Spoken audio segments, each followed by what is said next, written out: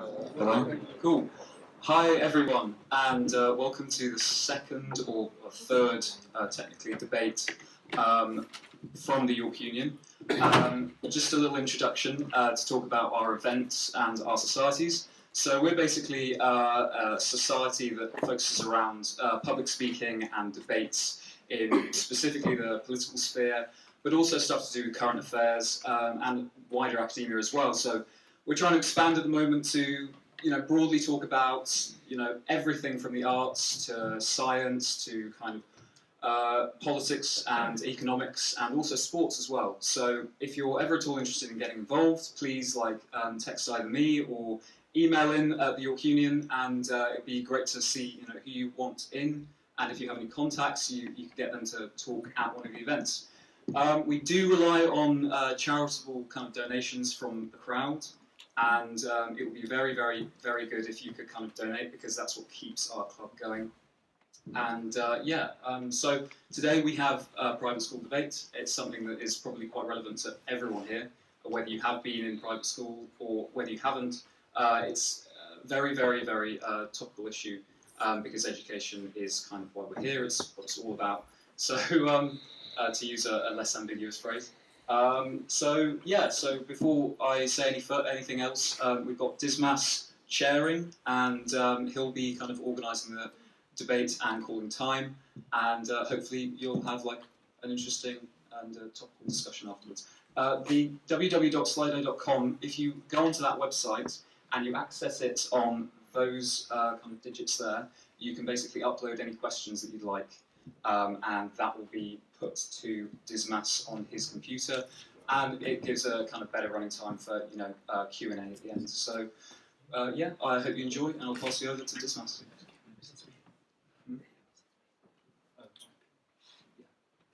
Okay, hello and welcome to our first head-to-head debate of the term. So this debate was originally scheduled for April, when the idea of private school abolition was still an idea on the fringes of academic and alternative political debate. But since then it has entered the mainstream, becoming an official conference policy of the main opposition. Now, understandably, passions run high on both sides of this debate, and we are sure that this evening will not be the last word on the matter. So instead we ask guests to use this as an opportunity instead for us all to develop and learn from each other on the issue of the existence of private schools.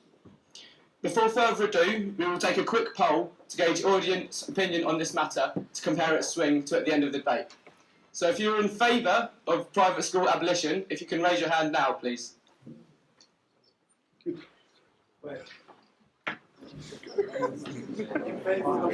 Yes.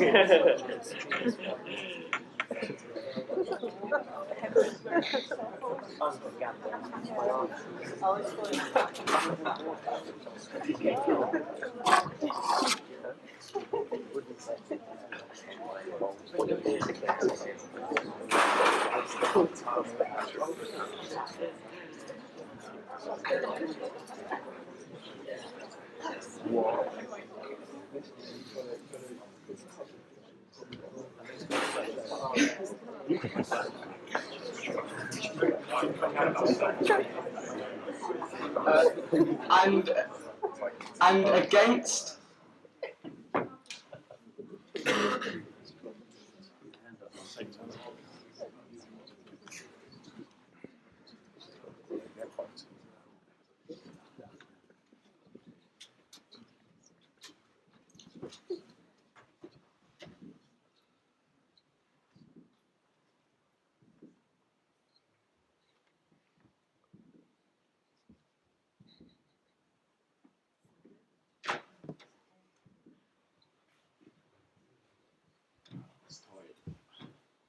About 60. I mean, it would have to be a secret ballot if it was an actual proper vote. Okay, so according to that, we've got 70 in favour of abolition, roughly, and 60 against. So without further ado, we're going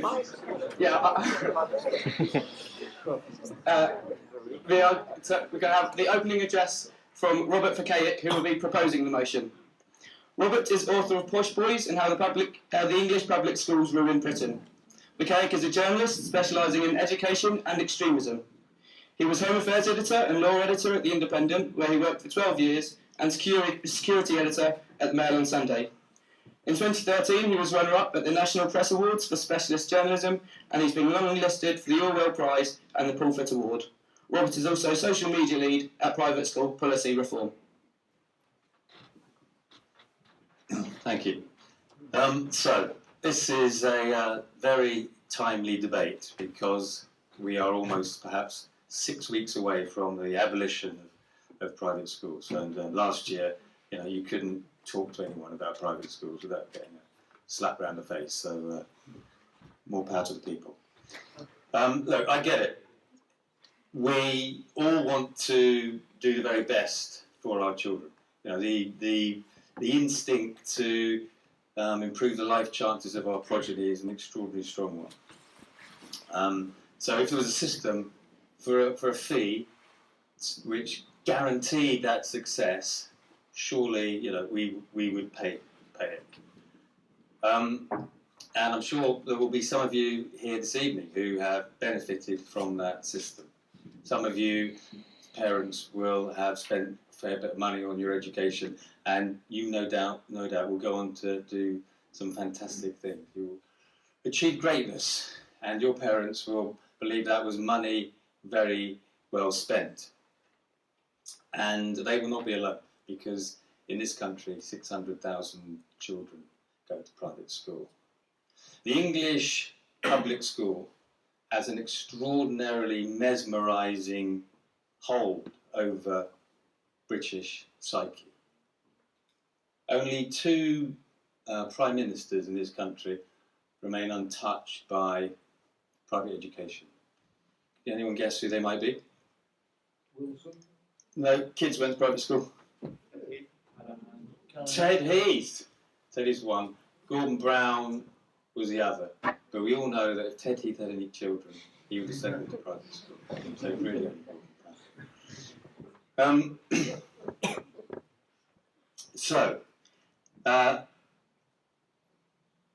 today, of course, there are an awful lot of other politicians who continue to send their children to private school. Perhaps politicians you wouldn't expect to send their children to private school. Leading Labour figures who talk about the many, not the few, or rather. People like Shami Chakrabarti and Diane Abbott send their children to private school. So, what are we saying? We're saying that these are terrible hypocrites. Or are we saying these are simply parents who are doing the very best for their kids, given what choices are available to them? And what about people like me? Am I simply engaged in some sort of politics of envy? Am I, as I was, I received an email last week saying to me, how dare I criticise this parent for scrimping and saving, doing the very best he possibly could to get his kid into a private school. And I've received quite a few of those kind of but look, I'm not criticising the parent. I'm criticising a system that is, patently unfair. And the debate is, extraordinarily toxic now. You can't seem to have a sensible debate. I mean, tonight is obviously an exception to the rule, but you can't have a proper debate without people getting really heated and angry about it. We'd rather talk about Brexit or religion than private schools. But there is a big problem in this country, and we need to address it. Because between 6 and 7% of children went to go to private school in this country, and yet they have a disproportionately, offensively disproportionately representation in all our institutions. 74% of our senior judiciary went to private schools. A lot of them went to the same school, not just fee-paying schools. 68% of our senior officer corps go to private schools. More than half of Boris Johnson's cabinet went to a fee-paying school. And a third of all MPs privately educated. Newspaper columnists, 60% newspaper columnists, national newspapers were privately educated. So what are we saying? Are we saying that wealthy parents breed really clever kids? Are we saying that wealthy parents breed the best candidates for the job? Or are there other factors at play? Of course there are other factors at play. If you go to a private school, you will have 3 times more money spent on your education than if you went to a state school. You'll be in a class with just 15 other pupils. You'll have as much extra tuition as you can manage. It's hardly any wonder that these children will go on to do better when they get to apply for university or get into the job market. We need to do something about that, because the truth is there's plenty of academic research which shows that children who private and state children who both do the same at A level, when they get to university, it's the undergraduates who went to state school who outperform the privately educated kids. And yet, 10 years down the line, it's the fee-paying adults who are getting £10,000-15,000 more in their annual pay packet, or enjoying much more interesting, more influential, more powerful jobs. So, Alan Bennett said that it's just not fair, really, is it? It's just not fair. Well, what he meant was, that it's not fair that a child's chances of winning or losing is decided by the size of their parents' bank balance. And that is terribly sad, because there's an awful lot of kids in this country who are extraordinarily bright, but very disadvantaged, who will never, ever get a chance to shine. Thank you.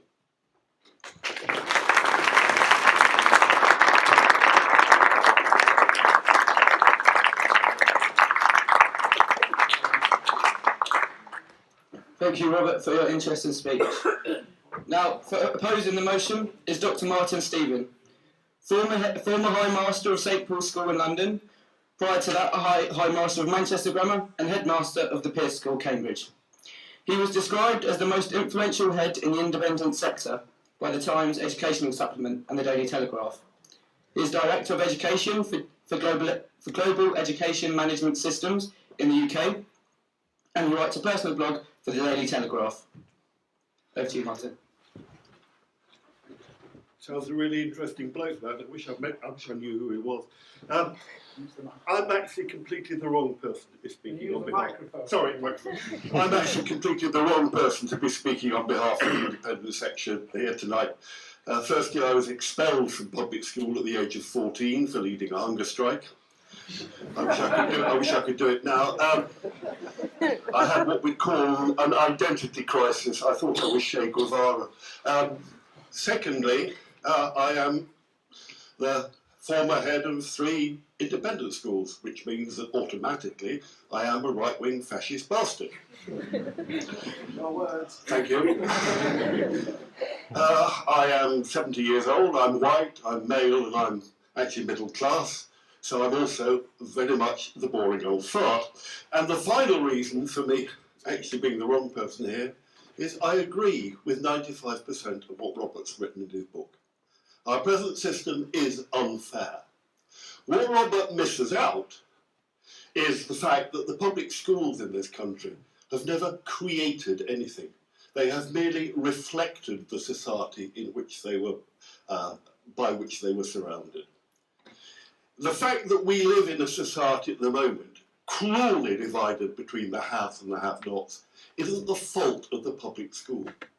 It's the fault of the growth of fundamentalist attitudes, which split people one way or the other. And I'd like to offer you just a few reasons here and a few reasons later why you might actually think about retaining independent schools. But the whole case for my argument is based on not ending the independent schools, but using them. They are a natural resource which we could use, oddly enough, to offset, to increase hugely social mobility in this country, and totally counter to their image of being the bastions of basically tradition. Some reasons. London Academy of Excellence. I'm the founder governor of the London Academy of Excellence, which is a state sixth form college taking over half its students from the borough of Newham, one of the most disadvantaged of all similar institutions in the UK. Prior to the formation of the London Academy of Excellence, Newham sent every year a maximum of 40 students to Russell Group universities. In the few years that the London Academy of Excellence has been in existence, and remember, a free at the point of contact state sixth form, over 700 students have gone to Russell Group universities. That's from a year group of about 300. Last year it got 26 offers to Oxford and Cambridge, and frankly, the results of LEA wiped the floor with over half the independent schools in the UK. And one of the major reasons for that is it is supported in the classroom by 6 of the leading independent schools in London. They lend their staff to LEA. And believe you me, I was there when this institution started. I have seen the quality of the teaching then, I've seen the quality of the teaching now.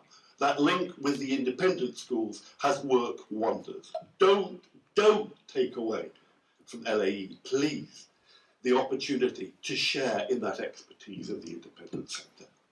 The second one is very different, Leo. Leo is my grandson. He's actually 7 years old. He went to a state primary school, which is ranked as outstanding by Ofsted. His parents became very concerned about his progress. He was unhappy.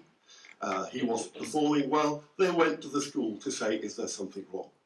The school told them off for being pushy middle-class parents and said their problem was they wouldn't accept that their child wasn't as clever as they would like him to be. In desperation, they sent that child to the local prep school, which they can't afford. And lo and behold, 1 term in, he's at the top of the math class, coming home supremely happy. Why? That independent school took the time to test him, to find the traces of Asperger's in him, to change the way he was taught, and it has revolutionised his life. Please don't take away my grandson's rescue platform if you close the independent school. A final point, do you really want the government to have a monopoly of education in the United Kingdom? Yes, it is true. Independent schools spend a great deal more money. Yes, it is true that class sizes are smaller. But isn't that a message to the government that that's what they should be doing? Do you actually blame the independent schools for doing it the right way? Or do you see them as a wonderful way of embarrassing the government and saying this is what you should be doing? And the other reason too is, let's face it, we have some outstanding state schools in the United Kingdom. I've already mentioned one, there are hundreds of others. But as an education system, we have spent more money on our education than any other country in the OECD in the past 10 years.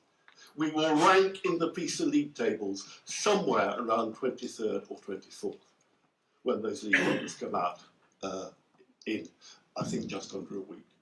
And 2 figures I'd like to leave you with. 40% and 20,000. 40% of the GCSE candidates in our schools, our state schools, do not get English and maths. 20,000 students tipped as being capable of A star or A grade GCSE left primary school 5 years ago and didn't even achieve a B grade at GCSE. There are many wonderful state schools who will have produced a lot of the people in this audience. But let's not fool ourselves that we've got state education right. And we have a wonderful resource in the independent schools, recognised as some of the best schools in the world by people who live outside this country. We have a wonderful opportunity to use those schools, not to abuse those schools. And just think, finally, about the actual moral point that you take if you do away with the independent school. Robert's book tried to make me ashamed that Benedict Cumberbatch was at a public school, tried to make me ashamed that the full cast of Blackadder goes forth. I'm proud of that. And turn that round and what you get? Paul McCartney, he was immensely successful. He went to a state school. I know, let's abolish the school. That'll serve him right. Thank you for listening.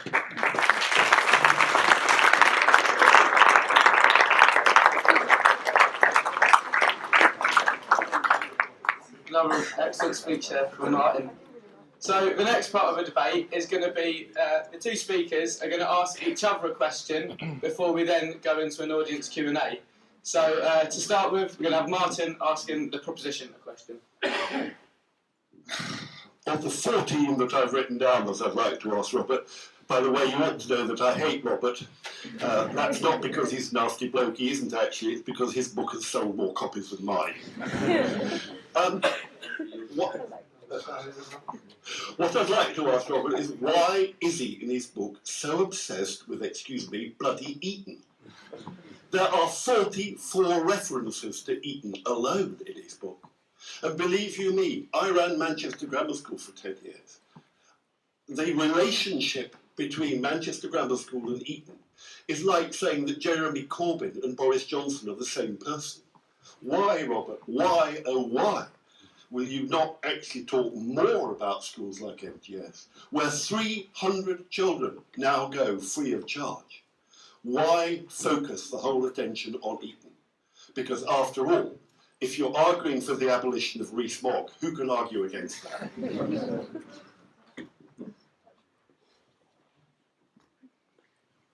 Thank you, Martin. Your book is much better written than mine. It's just it's unfair the market has chosen differently.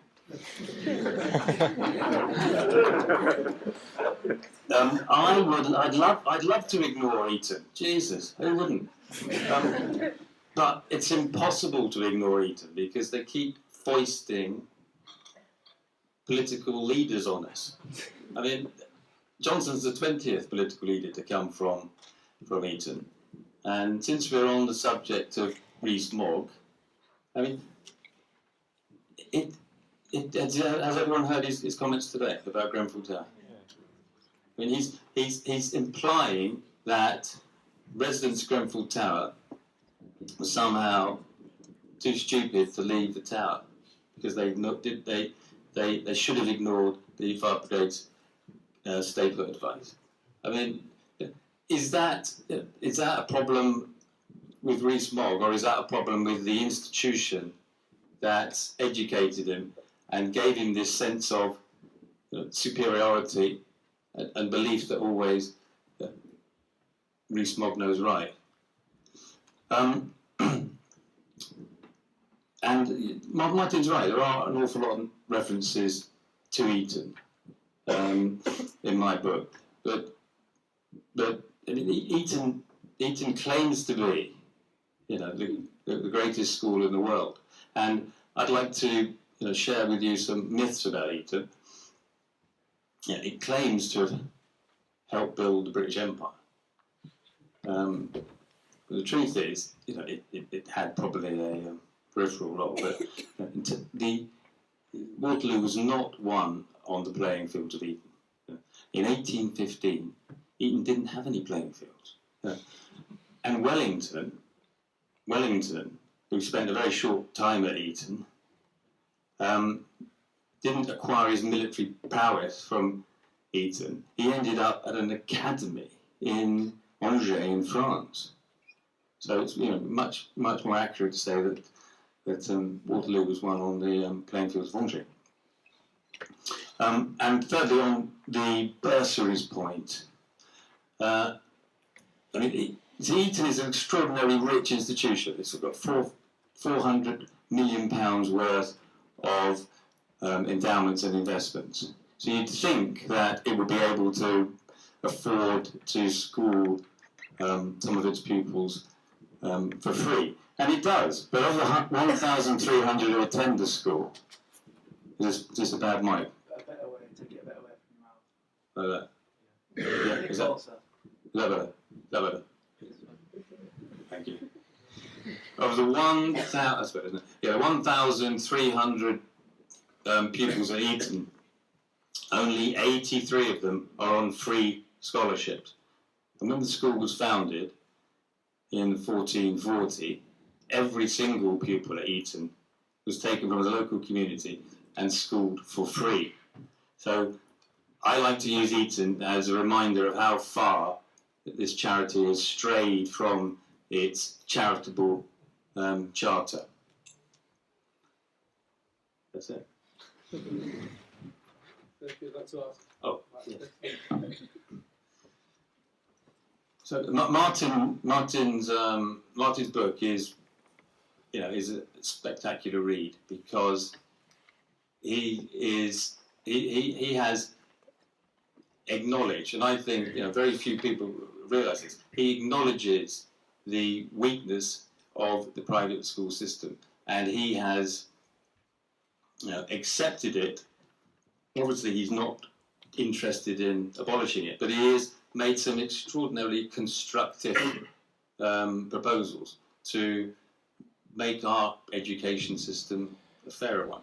I'd just like to ask Martin if he could take us through some of the ideas that he's outlined in his book.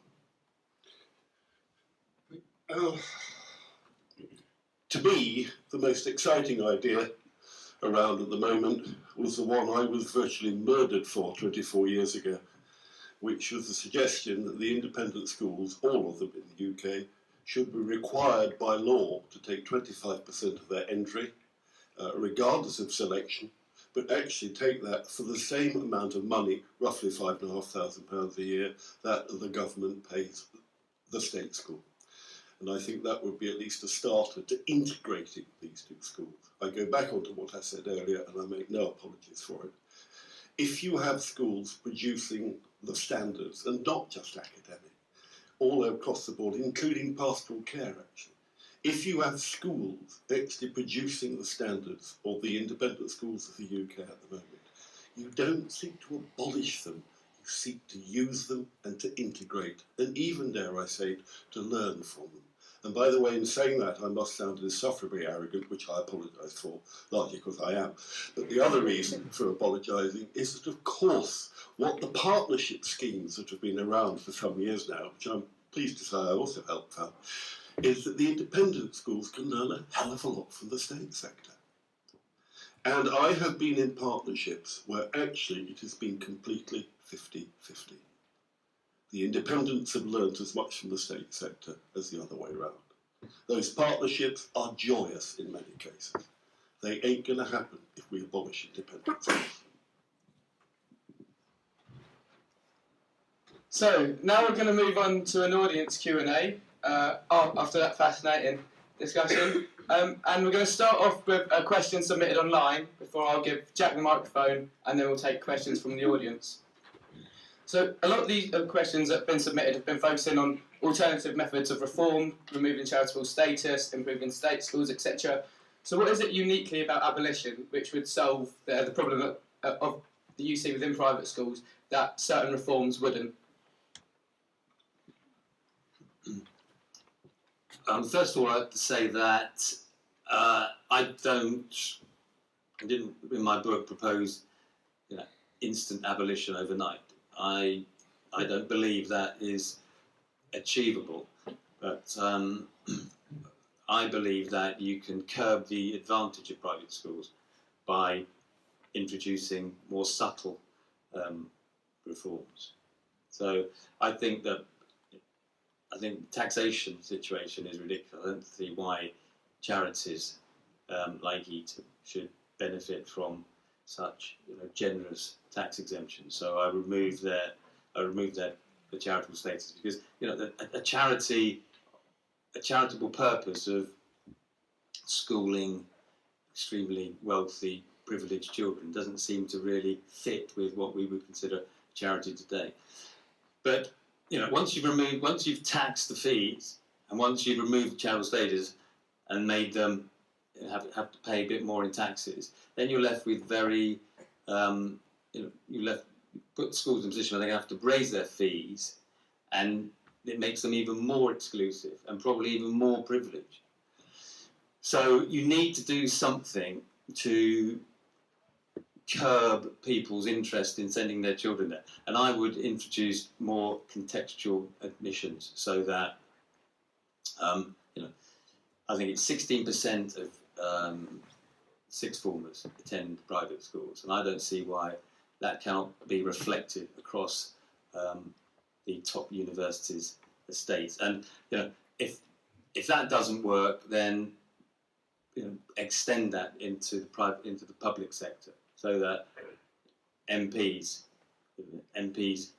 have to be reflective of the number of people who are at private school today, and beyond that, into Whitehall, perhaps even into the legal profession, and then people can make their own choice. They can send their child to a private school, and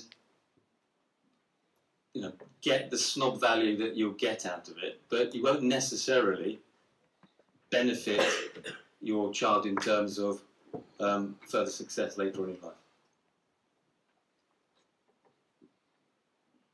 I don't think any pupil who attended Manchester Grammar School was ever accused of being a snob, but the interesting thing is that charitable status, VAT on fees, are going to be classically the law of unintended consequences. They will make the schools more expensive, they'll increase vastly the amount of overseas candidates coming to them, and they won't actually change anything. And the really frightening thing is that the abolition of independent schools, and frankly, Robert, the VAT on fees are simply the death of 1,000 cuts. They are designed to end the independent school, and probably will do in a space of time. But I'd refer you to the comments of Lee Elliott Major, the UK's first professor of social mobility at Exeter University. She wrote, "Getting rid of private schools wouldn't demolish the divide between the haves and the have-nots. Middle-class parents would simply find other ways to gain advantage, monopolising the best state schools." If you want to know the example, look at what's happened in the States. There, all that has happened in the absence of independent education as we know it is that the middle class and the upper middle class parents have used the money that they would have paid on school fees to buy housing near good state schools. I do not believe that a single pupil in Newham, a single disadvantaged pupil in Newham, is going to be advantaged by the abolition of independent schools or charitable status or fees. All that will happen is that more middle and upper middle class children will families will send their children to Holland Park Comprehensive. And frankly, Holland Park, which I know reasonably well, is an independent school by any other name. What you do is you do not, by abolishing the independent sector, by putting charitable status out of order, or by putting VAT on the fees, you don't actually improve the lot of the disadvantaged children of the United Kingdom, and they're the ones we should all be thinking about. So now we're going to go to the floor for questions. We'll take questions in pairs because we've only got the one mic, so there'll be a lot of running. So you and you just make I don't want to ask a question. Oh, you put your hand up. Okay, you two, you're close to each other.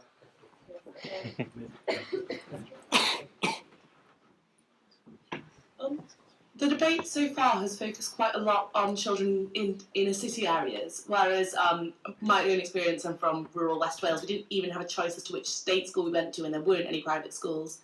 So, for example, with the state college leeching off this private state, that isn't an option in a lot of areas. So, how is it fair when there isn't even a choice of state schools that some people can just send their children to, people who can afford to do so can send their children to private school? There's even more of a divide between people, and how would a model like the college work in an area where there just aren't any, there are only 2 or 3 schools in the town, let alone numerous private and numerous state schools? Take them in rounds of 2, 3. I'd just like to pick up the point about the children in Newham, and I think one thing that the abolition of private schools would do is to remove the perception of difference. people grow up in two worlds. And if I can come back to the Eton situation, I spent a bit of time yesterday looking at their charitable objectives. And as far as I can see, their only charitable objective of Eton is to perpetuate Eton. And I think that's, that's a fact which we can't ignore. So I think abolition might just change perceptions.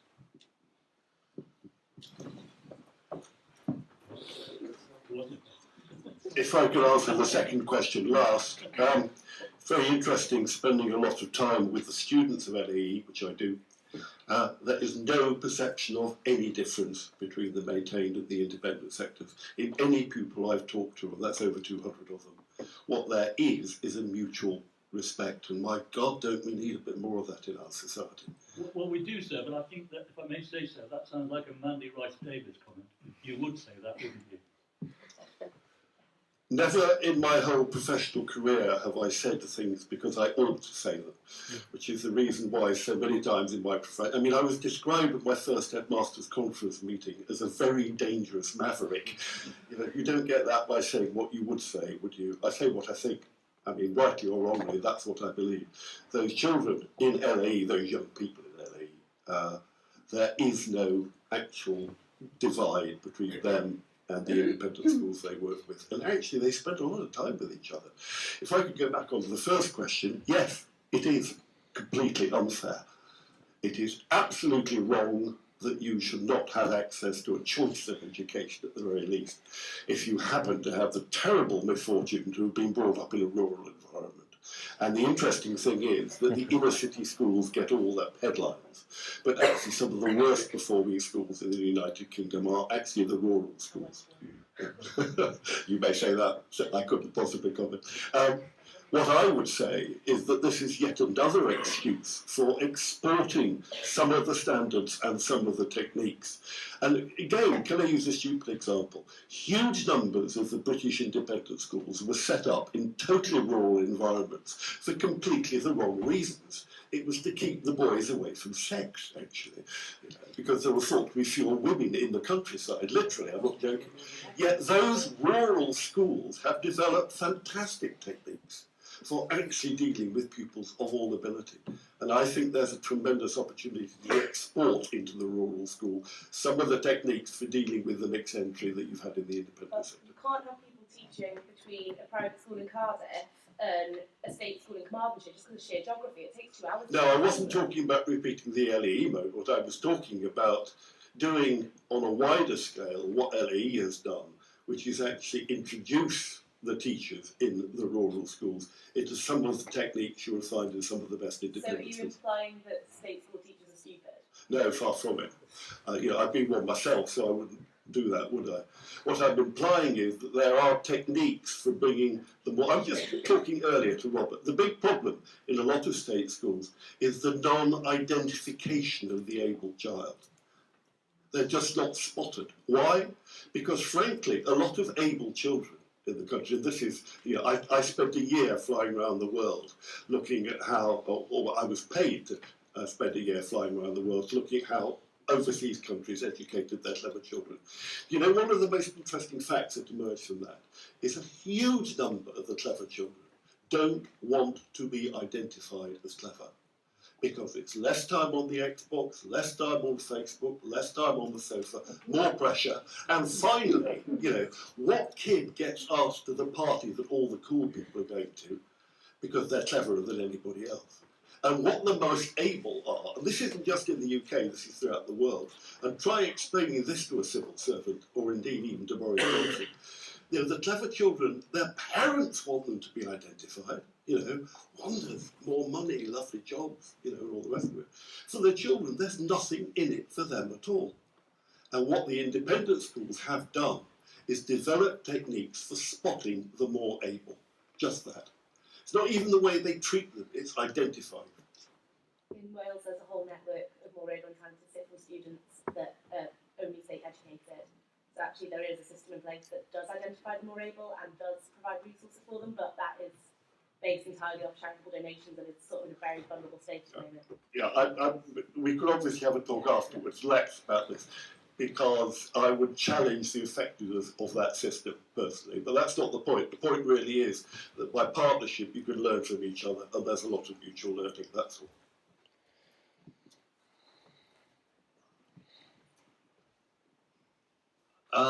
I'll take the first question then.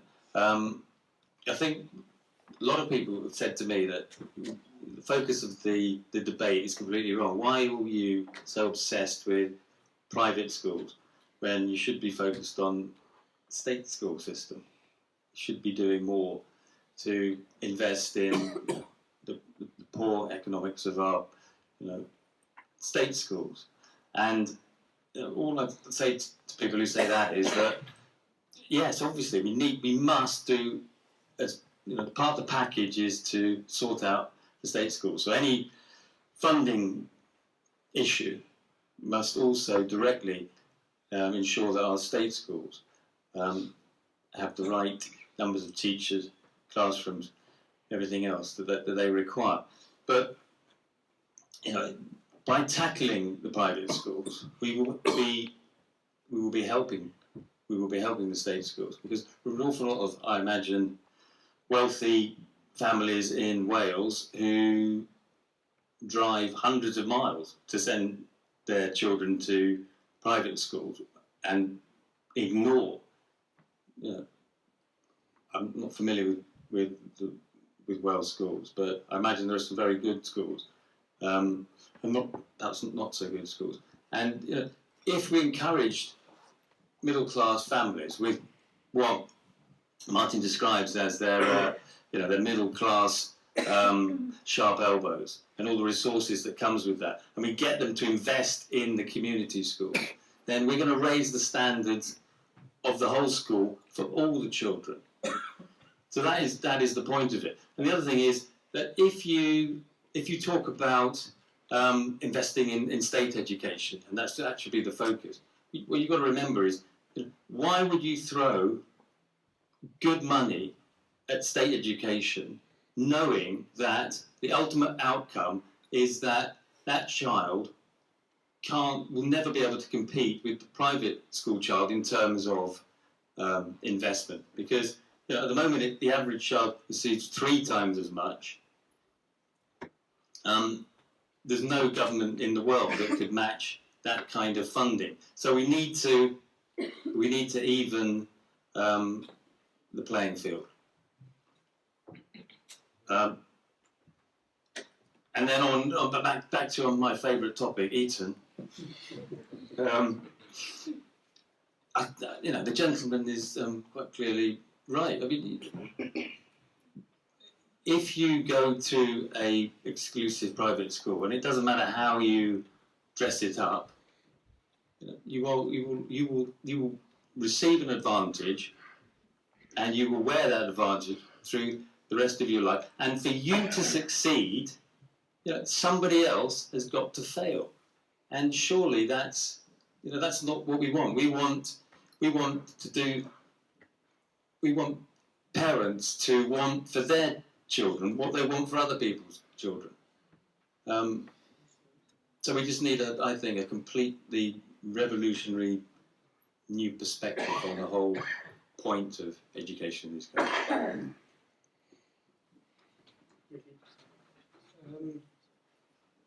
Brian.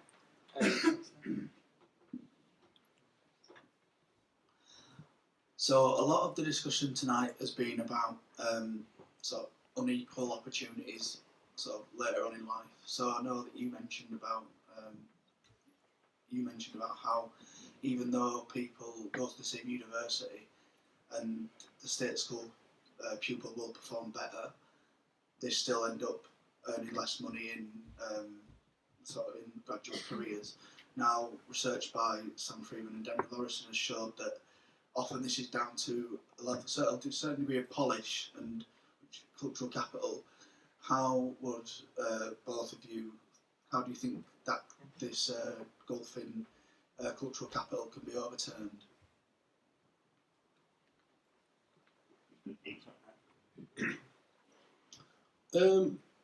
Surely the only reason a parent would send their child to a private school was if they thought there was some kind of advantage that would be conferred upon the child.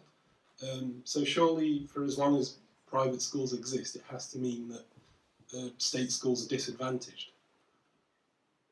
Would you agree with this?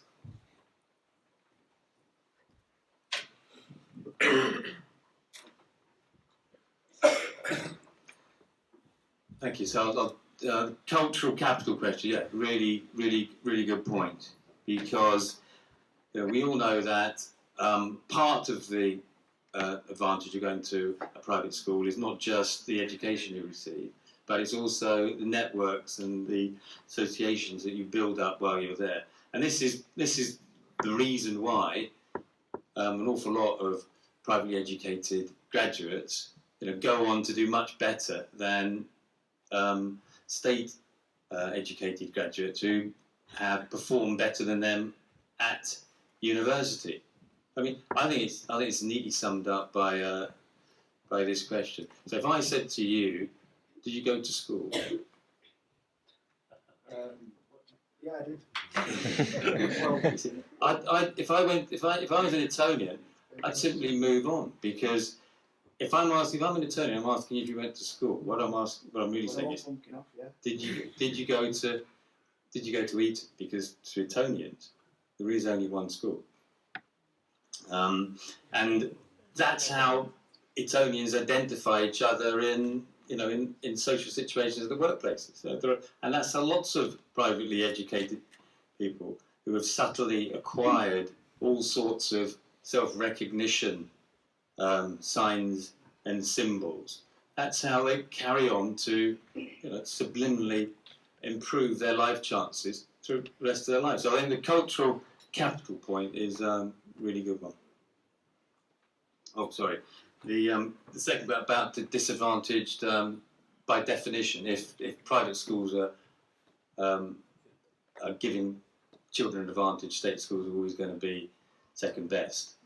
Surely a private school is only viable if the parents believe that they're going to get a better education for their kid than the same.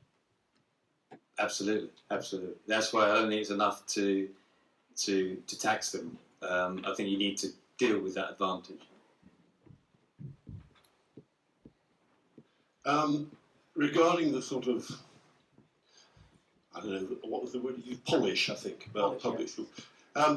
I would argue, with the exception of a few schools, which I would concede there are one or two who probably still turn out socially arrogant people, the confidence of the pupil who's been to a school like the Manchester Grammar School isn't a social confidence, it's not an economic confidence, it's simply a confidence in their own ability. And that is precisely the confidence that every decent school in the United Kingdom should be producing. On the second point, I do find it slightly hypocritical here that we're talking about a wonderful advantage offered by Eton, of course, and all the others. How about the state schools? Hills Road Sixth Form College, Tiffin Girls' Grammar, Boys' Grammar, the Oratory School. There are literally hundreds of state schools that do just as well as the independent schools. Why aren't we criticising them? Why don't we punish them for doing well? Excellence isn't restricted to the independent sector. And the final point, which I think is absolutely valid, do parents think with advantage? Yes. But could I ask you just for a moment not to think about the socially aspirational parent, but to think about my son and his child with Asperger's?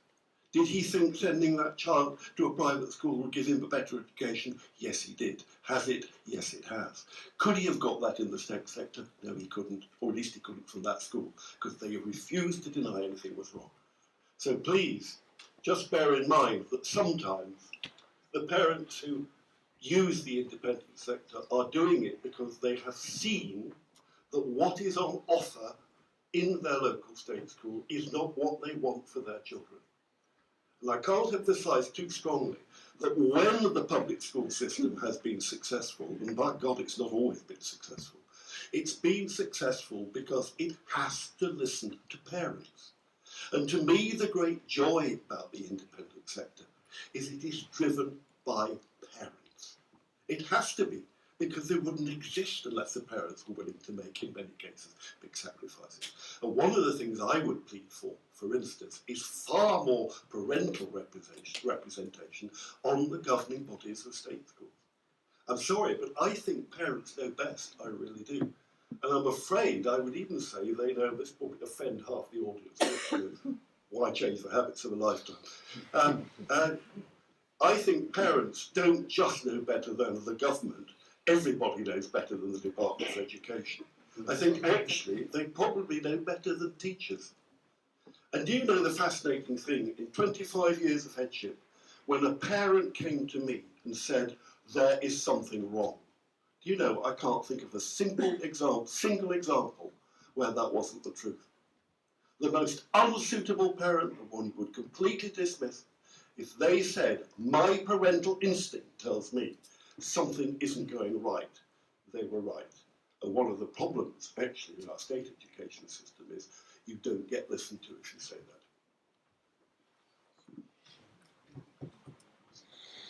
We can take some questions from online, first of all, touching on sort of Leo, but also particular faith schools, children of soldiers, and disabled children, so particular needs and things which are been traditionally delivered by the private sector to an excellent standard. How would the state sector, or could the state sector, emulate that excellence in those niche and specific areas?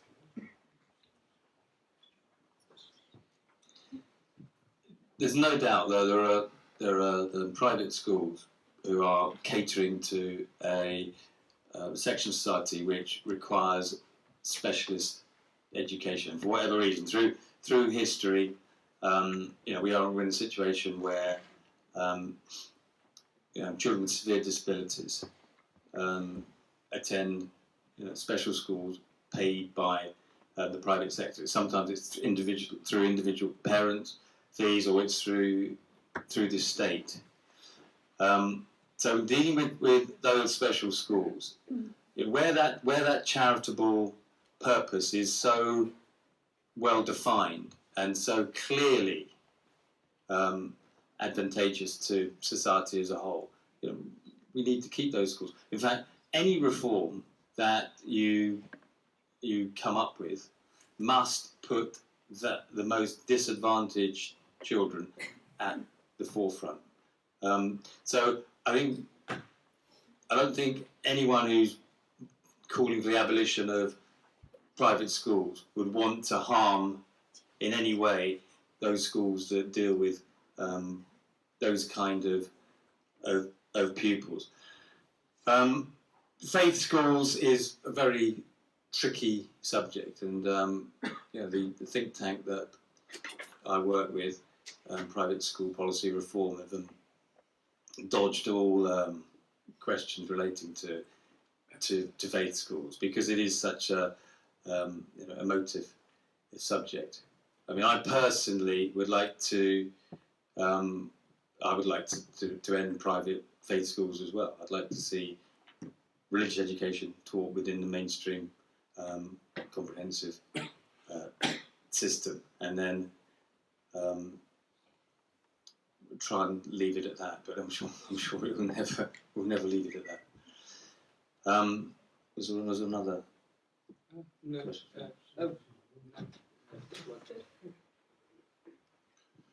I'm a founder member of the Society for Let's Keep All Clergymen Off Governing Bodies. I'm afraid I think faith schools are a disaster. They're a nightmare. I fully support the French education system which keeps religion right out of it. I would die in a ditch for an individual. I really would die in a ditch for an individual to follow their own faith. I do not see why that follows on into sending your child to a school that rams that faith down their throats. Apart from anything else, I think it confuses the whole issue of what education is all about. So I'm afraid on that front, I've now probably alienated the other half of the audience, I would do away with faith schools with the enthusiasm that Robert would do away with independent schools. The problem about the specialist schools is that it's very difficult indeed to bring in legislation, be it VAT on fees or loss of charitable status, that doesn't affect very strongly the schools for the blind, the music schools, and the other specialist areas that the independent schools do. There may be a way of doing it. I haven't seen it yet. So these last few questions from the audience before we go to closing speeches, if we can make them brief and the responses from the speakers brief, just so we can get in as many people as possible. So we'll start at the back and then make our way to the front. So in the left-hand corner, and I think, was it you? Did you have your hand up? Did you have your hand up? Yes. Okay, so you two at the back.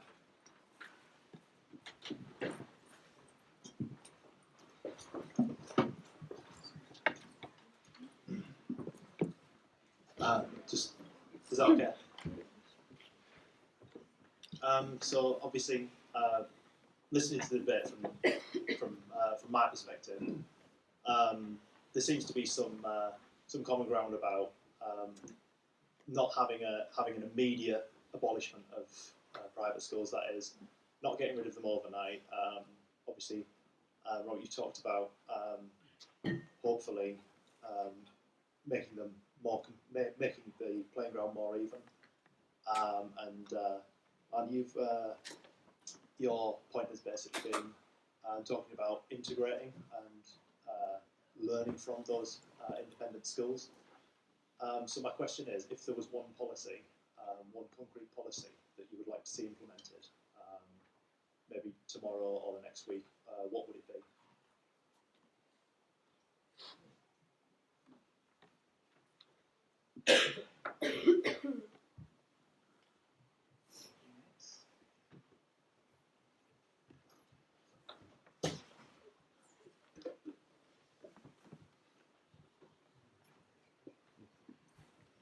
This is quite a similar question, but I think another point that's come from this debate is there's always the working class pupils who will lose out, whose parents can't afford to give them tuition or help their schools in any other way. And what do you think is the best policy, whether it comes from the private schools getting involved or a state education policy that will actually help working class pupils in an effective way?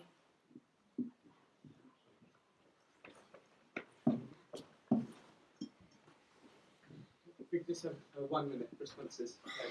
Sorry. The problem with making the playground more even is how do you account for the fact of the person in the bad Welsh rural school whose urban neighbours have the chance to attend some of the best grammar schools, some of the best comprehensive schools in the country. This is not a playground that is rendered uneven solely by the independent schools. We have an uneven system of education in the United Kingdom. My answer is, how do you make it better for the working class? We haven't actually attacked the culture. And let's take, for example, the white working class culture. I was brought up in a housing estate in Sheffield.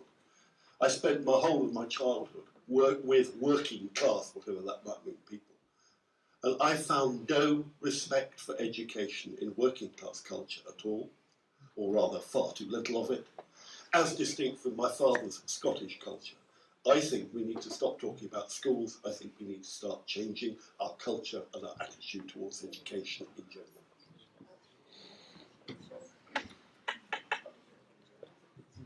The gentleman asked what reform would I bring in overnight. What's the most important? For me, it is. I don't really think that taxation and charitable status will do the job. So for me, it's contextual admissions and perhaps an even sort of wider policy, as I said, going into the public sector.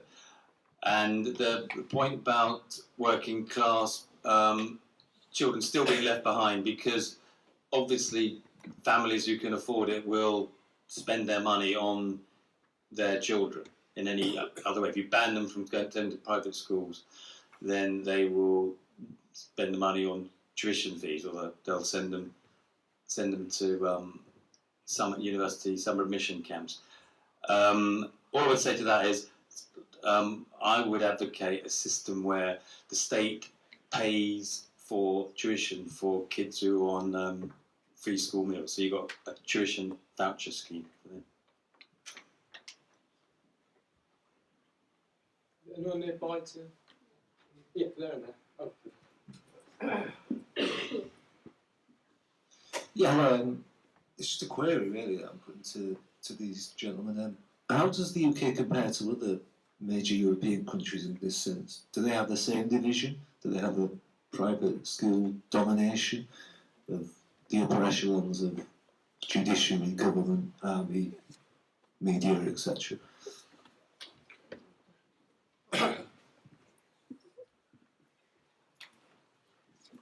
The English public school system is extraordinarily unique. You know, through history, we have acquired a very strange system. So it's not replicated in any other part of the world. I mean, we have exported it to other parts of the world. Across Africa and Asia, we have private school franchises. I think that America is probably about as close as it gets. But it's a bit more obviously brazen. You know, you pay for what you get, and it's a bit more obvious. Finland is interesting because in the 1970s they abolished private education, and the attainment levels of their children are some of the best in the world. But again, France and Germany don't really have the same system that we do.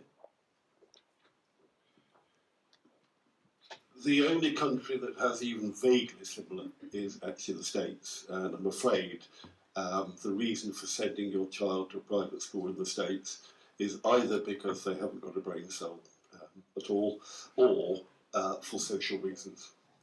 And I find that actually a far more reprehensible system than the one in the UK. If I can talk about the other attitude, we tend to forget the history. Our education system in the UK was founded roughly in the 1870s and the 1880s, when the Victorians were able to spend the vast amounts of money for the Industrial Revolution. For whatever reason, that system was founded to let blue-collar people migrate into lower-end white-collar jobs.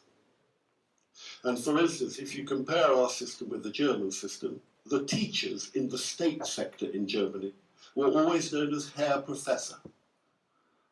And the reason, or the underlying fact, is that when we founded our state education system, we did not found it in order to send students, working class or any others, to universities like this.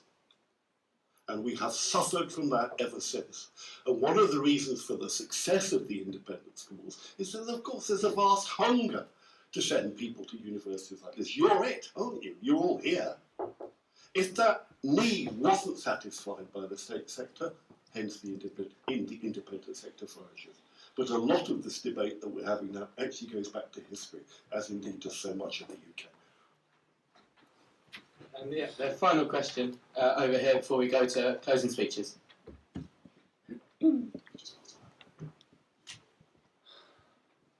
I just wanted to go back to what you were saying about like the working class attitude to education. I mean, that's not been my experience at all.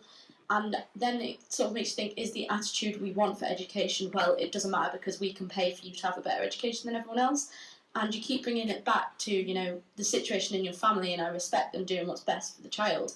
But the problem is, it should be, that choice should be available for everyone, and it's not. What about the child with Asperger's whose parents can't afford to send him to a better school? Why are we focusing on the fact that, oh, we need to keep these specialists and these private schools in place because some people need them? And why are we not focusing on making it universal and making it open to everyone? Because it's not anyone's fault where they're born.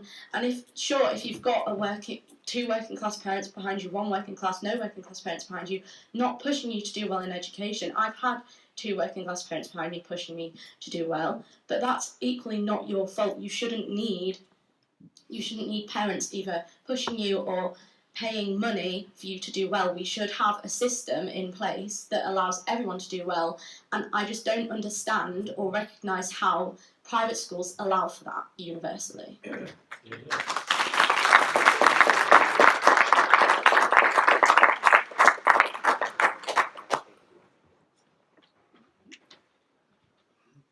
I wish I'd said that.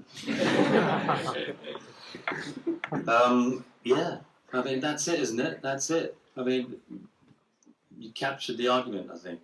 It doesn't matter where you were born, how you were raised.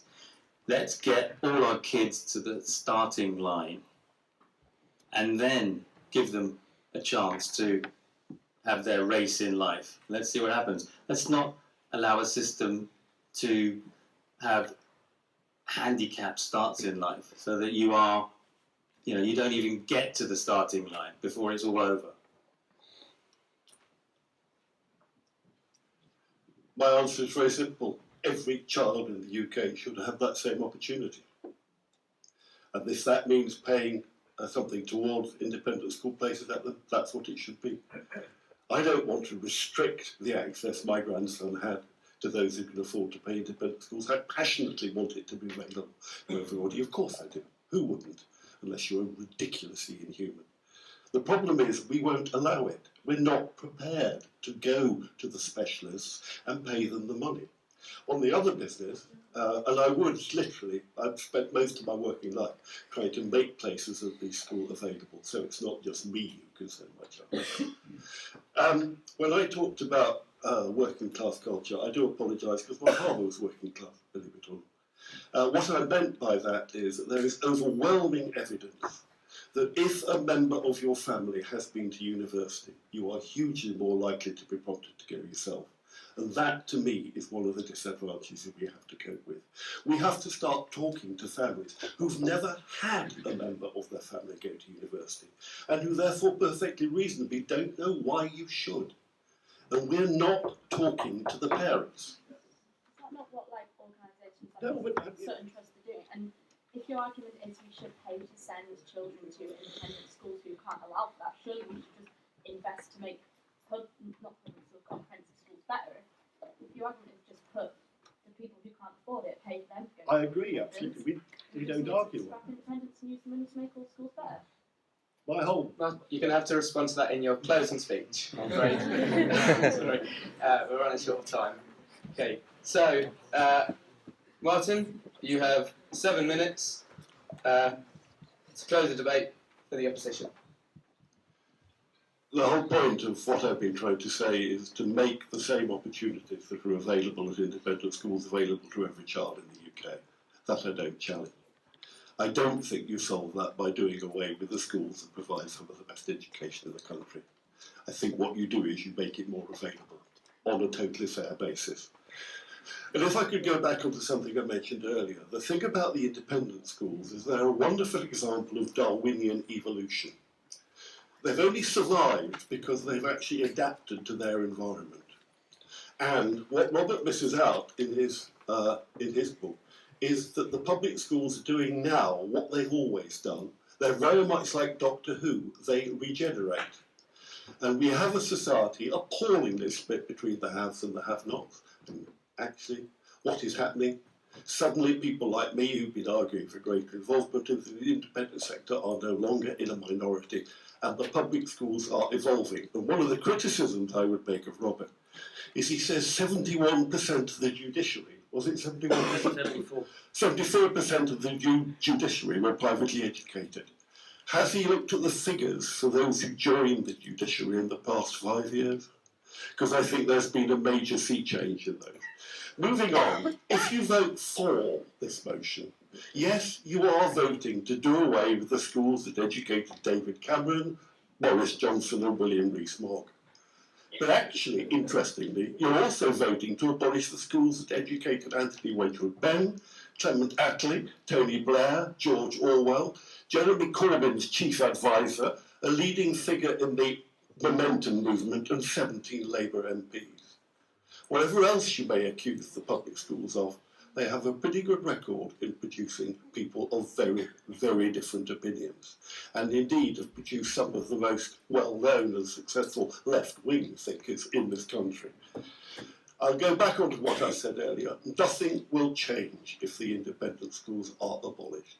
The middle classes will simply colonise selected state schools. I would argue, and this links back onto what we were saying earlier, that we're attacking the wrong target.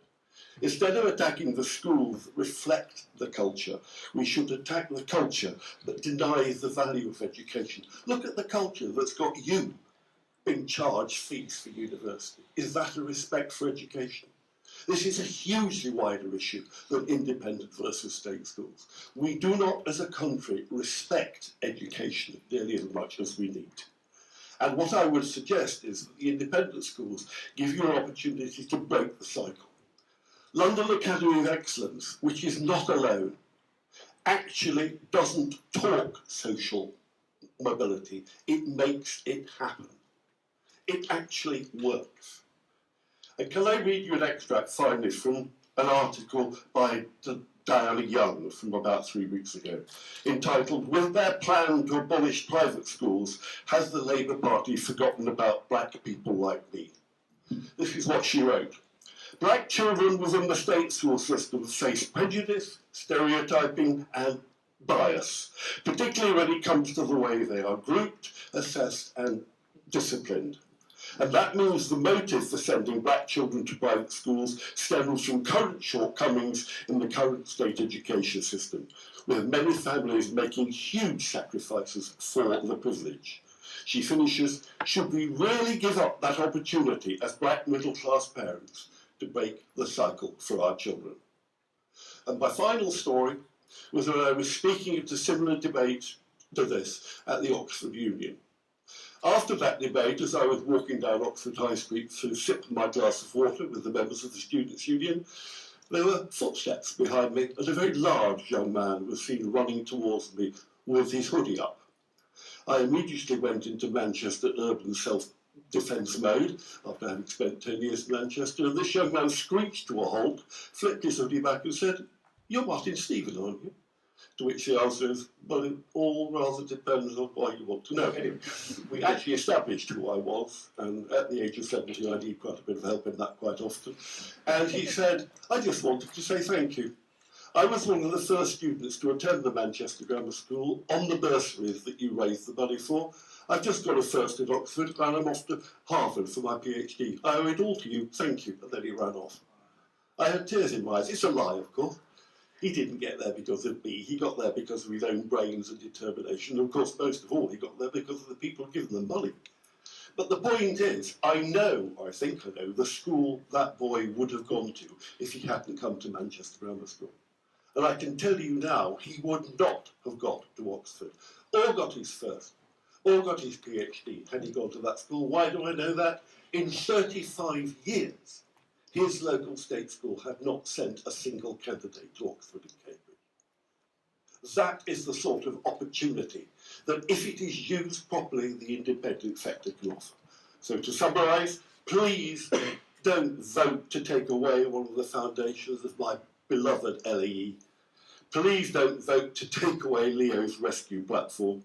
Please don't vote to take away that young man's chance for his PhD at Harvard.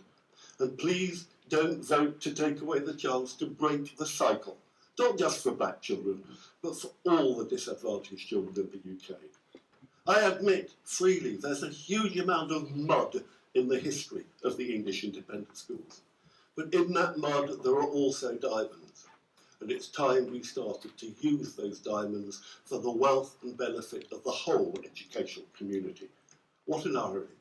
For most of their history, the public schools in this country have been the enemies of social mobility and the bastions of tradition. Now we have a chance to make them actually real agents for social mobility.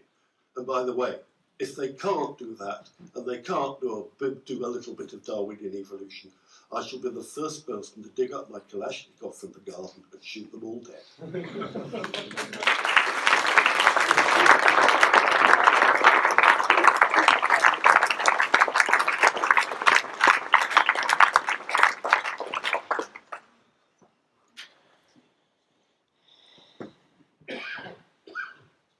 The American political philosopher Michael Sandel says that for a good society to work properly, its citizens need to witness each other going about their daily lives. So they need to know that they're paying the same taxes, attending the same town hall meetings. Most importantly of all, we are at the same school gates. Because if you start spiriting children away from communities at a very young age, and then 20 years, 30 years later, they return to those communities as the bank manager, as the doctor, as the lawyer, as the newspaper editor. You start to suspect that perhaps the system isn't working for everyone. It's just working for a few special people who go to special places. And the problem with that kind of system is that we become a very divisive country, and the glue that is supposed to bind us starts to come unstuck. Let's look at Brexit. It doesn't matter whether you are a Remainer or a Leave. You can comfortably describe the whole Brexit phenomenon, farce, without referring to a single state-educated person. You can begin with Jimmy Goldsmith, the Etonian who founded the Referendum Party, on to Daniel Hannan, who was the sort of brains of the mission. Jacob Rees-Mogg, we've heard quite a lot about already. On to David Cameron, who started the ball rolling by calling a referendum. Boris Johnson, of course, who switched sides and made it happen. Even the founders of the data analytics company, Cambridge Analytica, which used social media to help swing the Leave vote. Even that company was founded by two Etonian brothers. And then let's look at the rise of Jeremy Corbyn. Martin's already touched upon this. But you can quite, again, comfortably describe the rise of Jeremy Corbyn without mentioning a single state-educated person. You can talk about the man who founded Momentum, the grassroots Labour movement which thrust Jeremy Corbyn into power, founded by John Landsman, educated at a North London private school. His two key advisors, Seamus Milne and James Schneider, both went to the same public school, Winchester College. Jeremy Corbyn himself went to a prep school and then a quasi-public grammar school. The point I'm really making is simply this. You can legitimately now ask yourself this question. Is what's happening decisive, critical moments in the history of this country being determined by people who went to the same schools and are now completely remote from the rest of society, that we are seeing perverse and divisive events taking place in this country? I mean, the private school system was brilliant for waging wars and building empires. But we don't really want those kind of leaders anymore. We want people who understand about the threat of not having a job the following week, or how really hard it is to build a business from scratch, not inheriting all that money and education. But people who can relate to ordinary people. Otherwise, we have a system which is serving just a very narrow section of society. And we all start to believe that it doesn't seem to matter what you do. As long as you've got the money and you can pay for your child's education, and the more money you've got, the better that advantage will be. So I would argue that Martin's idea of the public schools being, a Darwinian phenomenon means that we're talking about survival of the fittest, really. Well, we're not really a society that cares purely for the fittest, are we? We need to look after everybody in society. Cockroaches survive through the Darwinian process. And Martin talks about we need to change the culture of respecting education in this country. Well, of course everyone needs to respect and value education, but there are some children who will never get to appreciate what a good education is and certainly won't benefit from it. And Martin talks about ethnic minority people going to benefiting from private schools. All I would say about that is that what about, these are middle class ethnic minority people already wealthy and privileged in some respects. What about the working class disadvantaged ethnic minorities who are even more disadvantaged by our apartheid education system? So I would urge you to support the motion. Abolish in some form, through some package of reform, the right to send your child to a fee-paying school in this country, and return the schools to what they originally were, which was charities which looked after all the people, all the children in their local communities for free. Thank you.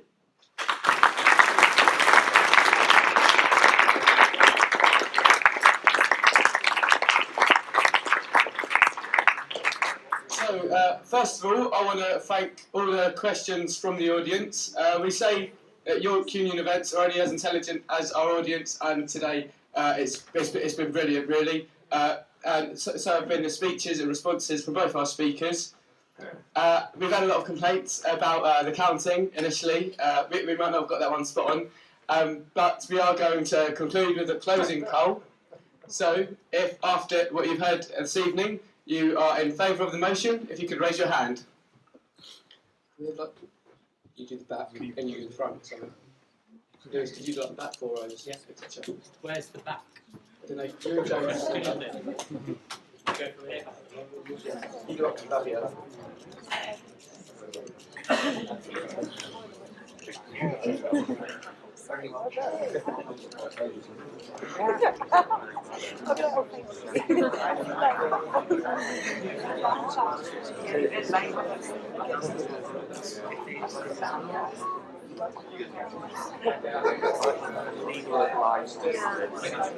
We've got 50.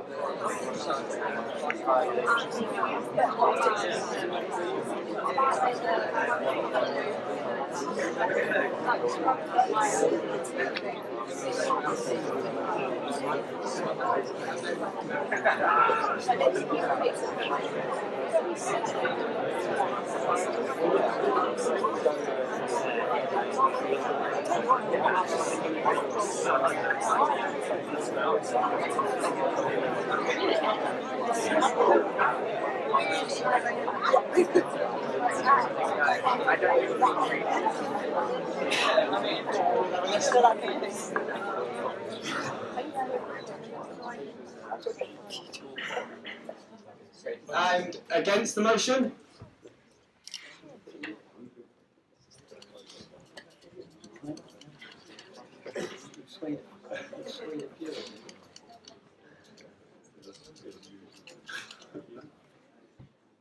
That's nice and high, please.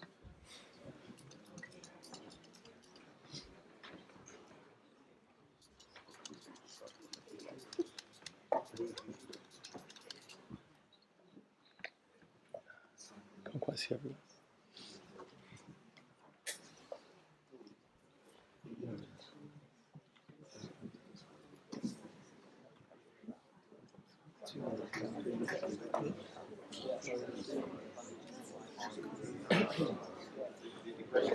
Same again.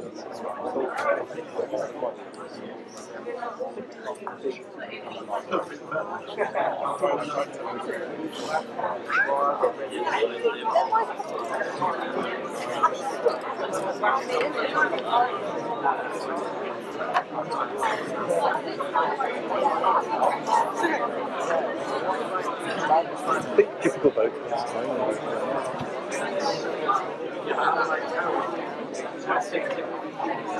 Yeah, I think it has a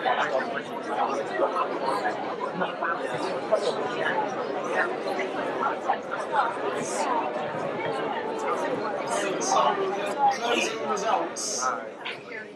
So there was a swing against abolition, but it was finished. The final count was 56-47 in favour of abolishing private schools.